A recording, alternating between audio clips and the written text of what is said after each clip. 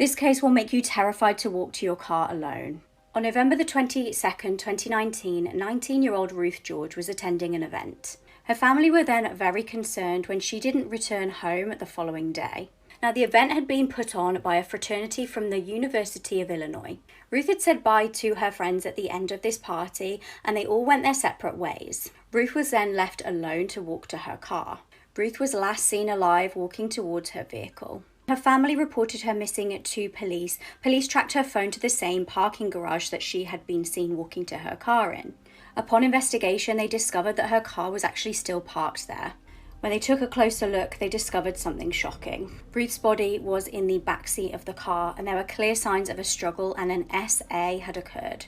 Her cause of death was determined to be strangulation. Investigators examined CCTV footage of the evening. They discovered that Ruth was not alone when walking to her car. A man was following closely behind Ruth. He entered the parking garage just seconds after Ruth, and he then, 35 minutes later, was captured on CCTV running away from the scene. The suspect was Donald Thurman, aged 26. He was arrested and charged with first-degree murder and aggravated SA.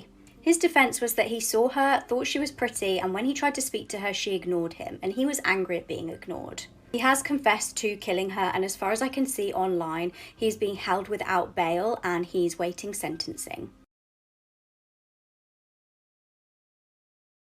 This is why you should never let your friend drink too much. This CCTV footage captures the final moments of Christine Dacera. It's New Year's Eve 2021 and she's staying in a hotel room with her friends. It looks like a normal night where she's just having fun. If you look a little closer, there's something not quite right about Christine. The next day, her friends would find her unalive, lying in a bathtub in her hotel room. This is the tragic case of Christine Dacera, Philippines airline flight attendant. It is reported that Christine's friend found Christine asleep at 10 a.m. in the bathtub. Now, he did try to get her to move, but she allegedly gestured to him to please leave. Now, before leaving the bathroom, he grabbed a pillow and a blanket and gave it to Christine to make her more comfortable. At 12 p.m. that day, Christine's friends would come into the bathroom and find her completely unresponsive. Her friends would immediately report this to the police, and an investigation into what exactly happened that night would begin. Initial reports suggested that she passed away from an aortic aneurysm. Her friends and family would think it was foul play. They said they saw bruises on Christine's body. However, the autopsy was not clear on whether she had been SA'd. Now, during the investigation, police did arrest 11 men. However, they were all released due to lack of evidence. The Makati police were actually criticized by the way they handled this case. The National Bureau of Investigation stepped in to try and assist. The CCTV footage that night did show Christine heavily drinking. And at this stage, authorities have reported that this incident was an accident. Her family continue to think otherwise. For more 7 Sin crime stories, remember to hit the plus. Hey guys, this is an update on the Bafana Sitole case, and this time, all victims of the false accuser Amanda are coming through to try and work together and make a case against her. It turned out this is not her first false accusation that almost put a young boy in trouble. About 24 hours ago, someone who wanted to remain anonymous reached out to me on Facebook after seeing that our video went viral about the story of Bafana Sitole.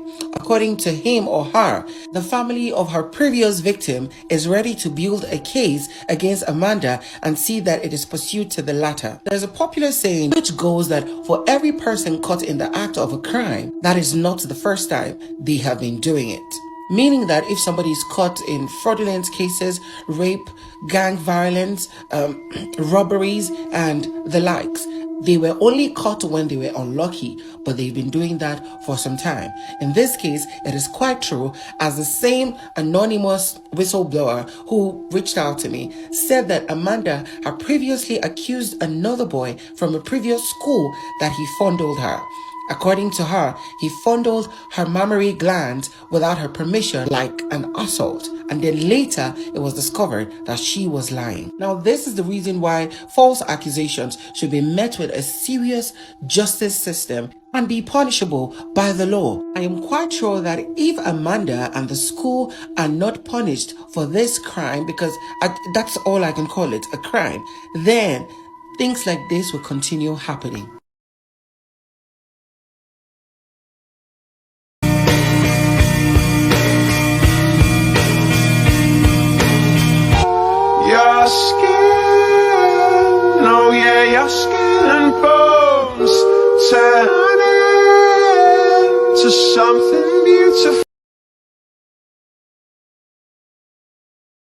Last month, Samuel Clemens, a University of Missouri student, went missing, and 20-year-old Emma Adams has just been charged with his murder. On January 10th, Samuel's mom contacted the MU Police Department concerned after not hearing from him, and she asked them to conduct a welfare check. When they arrived at his dorm on campus at around 5:30 p.m., he wasn't there. Authorities then pieced together a timeline of his last movements via security footage, his university swipe card, and Uber, which they had found he had taken the night before. That, along with Samuel's last cell phone ping, led them to a house in North Columbia on the 2400 block of Bentley Court. When authorities arrived, Emma Adams opened the door. According to her, she had just woken up, but she invited the MUPD in to search the home and the backyard. Authorities stated that the odor of burning flesh was immediate. After a search of the backyard, authorities found Samuel's, quote, charred, smoldering remains on a mattress in a fire pit. His broken cell phone was then found in a sink full of water in the kitchen. According to a probable cause statement, Emma initially denied knowing anything about Samuel, but she eventually confessed to killing him. She stated that Samuel was beating her, so she stabbed him with a knife in self-defense, but she made no mention of why she burned his body in the backyard before falling asleep. Authorities also found a bloody pocket knife in the kitchen of the home, backing up her statement. Emma was arrested and charged with second-degree murder, in which she has since pleaded not guilty. She's also facing additional charges such as armed criminal action, tampering with physical evidence, and abandonment of a corpse. She's being held at the Boone County Jail on a $1 million cash-only bond and will reappear in court on February 16th. Samuel was 21 years old and on the autism spectrum. He was also a sophomore at MU studying biological sciences. This is such a good idea. Let's see how many I can do in one video. These are the cases of all 7 women on death row in Texas. This is Erica Shepard. As a child, she was physically abused as well as essayed, and this continued her whole life until she was arrested. She was abused so horribly that it actually led to her getting brain damage as well as PTSD, and a psychologist tested her and showed that she only has the mental capacity of a 14-year-old. In her older teenage years, she was living with her brother and their roommate James, and when Erica was 19, her and James came up with a plan to steal a car to go to Bay City to visit some friends. They decided to look in the apartment complex that they lived in, and while they were looking, they found a woman, Marilyn Mayer, and she was a mom of 2 and a real estate agent. Marilyn was moving things from her car to her apartment, and she left her apartment door open, and when she wasn't looking, Erica and James went in her apartment and waited for her to come back. When she got back into the apartment, they demanded her keys and she refused, and that's when James got really mad. He went and told Erica to go get a butcher knife. And Erica did. She went and got the knife, and James stabbed Marilyn 5 times in the throat, put a plastic bag around her head, and then hit her head with a 10-pound statue. And then they fled to Bay City in Marilyn's car, and one of Marilyn's daughters found her body. Soon after, they were arrested and sentenced with the death penalty in 1995. Erica is still sitting on death row right now, but James died in 1999 from AIDS. And this is a picture of Marilyn and one of her daughters. The next woman that's currently on death row is Darlie Routier. In 1996, Darlie called 911 and said that there was an intruder in her house with a knife and that he was attacking her sons. When police got there, 6-year-old Devin was pronounced dead at the scene, but 5-year-old Damon was still alive, so they rushed him to the hospital, but unfortunately he died during transport. Darlie had some wounds too. They definitely weren't that deep, but they did look pretty bad. But they were just seen by investigators as being superficial. When investigators were looking around, they did see a cut through one of the garage window screens as well as a sock that had blood from both the boys. When Darlie was talking to the police, she said that she was chasing the intruder through the kitchen and out the garage where he then escaped. The more the investigators looked at the evidence, the more it pointed to Darlie, so they arrested her and charged her with the murder of her 2 sons. Darlie's trial was a month long, and she was sentenced in 1997 with the death penalty at the age of 27. During the trial, Darlie's defense attorney said that she didn't have any reasons or motives, but the prosecution was pushing the fact that she had a motive for money as well as attention. However, at the time, Darlie was really big in writing journal entries, and in a lot of them, she just wrote about how depressed she was and said that she just couldn't fight anymore, and she often wrote her thoughts about murder in the journals as well. I think it's pretty safe to say that we all remember who Adam Hicks is. He was in Disney's iconic movie Lemonade Mouth, but did you know he just got out of jail? Adam and his girlfriend were arrested in 2018 for committing multiple armed robberies in California. And in 2021, Adam got sentenced to 5 years in prison. Adam served while he was awaiting for his sentencing, meaning by the time he got sentenced to 5 years in prison, he actually had already completed 4 years. And according to reports, Adam has had a troubled past, as before the arrest, Adam was hanging out with some friends and he just decided to shoot himself in the leg. And according to Adam's girlfriend, he has mistreated her in the past, but she refuses to press any charges against him. Amber led the group into force-feeding Jennifer to drink concoctions of urine, feces, cleaning supplies, and prescription medication.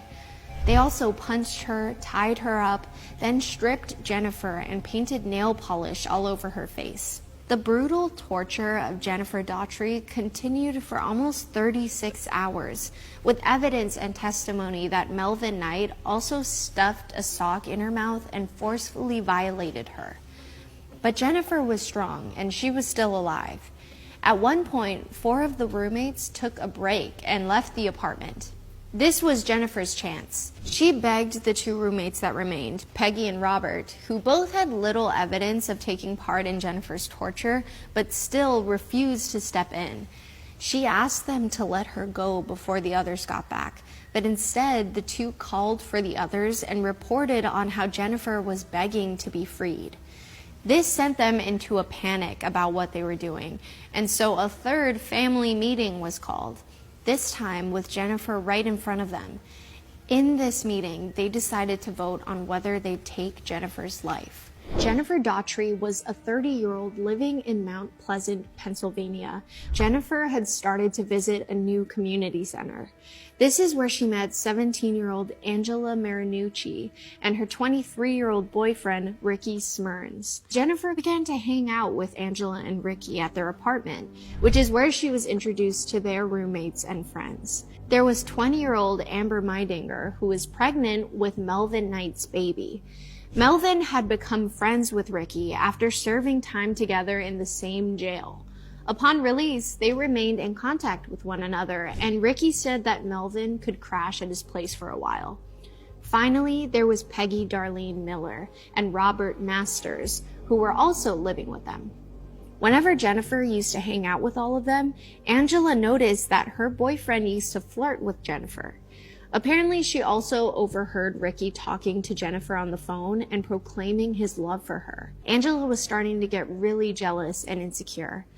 So she confided in Amber before giving her boyfriend an ultimatum. "You have to make a decision," said Angela. "If you pick me, you have to get rid of Jennifer." This conversation would be the start of the infamous Greensburg 6. Over the next few days, Ricky led 2 meetings at the North Pennsylvania Avenue apartment, meetings that included everyone except Jennifer. Ricky called them family meetings because they were all living together like a family, and from the get-go, rules were established that only he could call and lead these meetings like a patriarch, with Angela behind him, coaxing him along. Ricky specified that he wanted Angela, and since Angela didn't want Jennifer to interfere anymore with their relationship, another meeting was called. During their second meeting, the Greensburg 6 talked about ways they could humiliate Jennifer. After they all agreed on some gruesome and horrible methods, Angela boasted to Amber about how she had already set the plan in motion. She used Ricky's cell phone to send Jennifer text messages, luring her to come over to the apartment that weekend to talk about their relationship together, as well as marriage plans. This takes catfishing to a whole other disgusting and horrific level. They set it all up to look like Jennifer would stay at Amber's for a sleepover, which is exactly what Jennifer told her parents. On February 10th, 2010, Jennifer got her bags ready for her sleepover at Ricky's. Before leaving, Jennifer wrote a note on the back of an envelope for her mother with her friend's contact details, along with the words, "I hope that you'll have a good day at work, and I also love you very much. I will talk to you sometime later." As soon as Jennifer entered the apartment, she was ambushed by the Greensburg 6, and things took a horrific turn. Jennifer was hit with a metal towel rack, a crutch, a vacuum cleaner hose, anything the Greensburg 6 could get their hands on around the apartment. During the trial, a toxicologist testified that they had found up to 47 Zoloft pills, Amber's antidepressants, that Jennifer had ingested hours before her death. After unanimous agreement, Ricky forced Jennifer to write a fake suicide note, saying that if they put the note in Jennifer's back pocket when someone found her, they'd believe she'd done this all to herself. When she was done writing, Ricky and Melvin tied her up with Christmas lights. And then Angela gave the signal for them to finish their plan. Melvin then took Jennifer to the bathroom, grabbed a steak knife, and as Amber stood by his side and watched, he began to slash and run the knife through Jennifer over and over on Ricky and Angela's orders. In forensics, it was revealed that of the 24 knife wounds, the 3 fatal ones to Jennifer's heart were what ended her 2 days of hellish captivity. A fourth and final family meeting was held where the Greensburg Six would decide on how to dispose of Jennifer's body. The roommates agreed and carried out their final plan. They wrapped up Jennifer's body, threw her in a trash can, and carried it a few blocks down the street to Greensburg Salem Middle School, where they left her in the school parking lot. Her body was discovered a few hours later by a truck driver who noticed the trash can by his vehicle. The Greensburg Six were arrested soon after, thanks to reports from citizens and other neighbors who had made noise complaints to the police.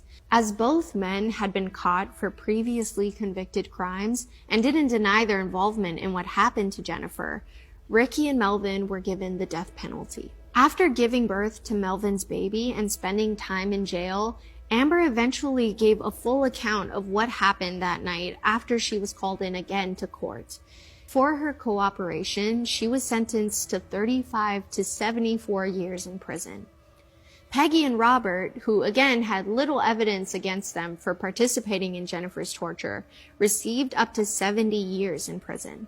Finally, Angela, another ringleader in all of this, being the youngest at 17 and considered underage by law, could not be tried in court as an adult at the time, and was therefore given a mandatory life sentence without the possibility of parole, avoiding the death penalty. After several attempts to get her case changed, in May of this year, she was finally given eligibility for parole in 2070.